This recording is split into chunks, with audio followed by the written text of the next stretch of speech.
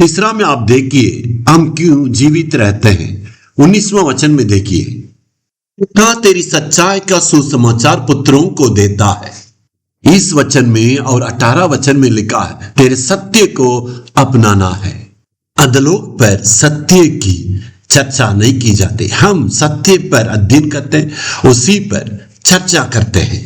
बच्चों के लिए आप परमेश्वर की वचन को, सत्य को प्रचार करना। वचन में लिखा है सत्य को तू जानोगे, सत्य के द्वारा तुम्हारी आजादी होगी।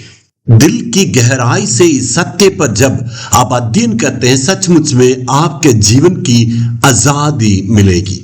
वचन में लिखा है सत्य के द्वारा तुम्हें उद्धार होती है। जब हम विश्वास करते हैं और पूरे विश्वास करके उस वचन के द्वारा बपतिस्मा लेते हैं तो हमारा दिल की उद्धार होती है। पौलुस कहता है गहना नहीं पहना, सोना का गहना, और पतरस भी कहता है सोना के गहना नहीं पहना। और वहां पतरस की पत्री में और तीमुथियुस की पत्री में लिखा, ये सारी बातों को हमें पढ़ के बच्चों को बिल्कुल हमें समझाना है। बाइबल सिर्फ पढ़ने के द्वारा हमें लाभ नहीं है, उसे अध्ययन करना। ये सारी बातें बहुत गहराई में लिखी है लेकिन उसको हम समझते ही नहीं है। ये प्रचारक वो कहते हैं, वो प्रचारक ये कहते हैं, वो शुभ संदेश इस प्रकार प्रचार करते हैं, इसके पीछे हमें नहीं जाना है। मेरे लिए एक हिम्मत की बातें ये है, बाइबल का वचन कहता, इसलिए उस सत्य को पूरे दिल से हम आज्ञा मानेंगे।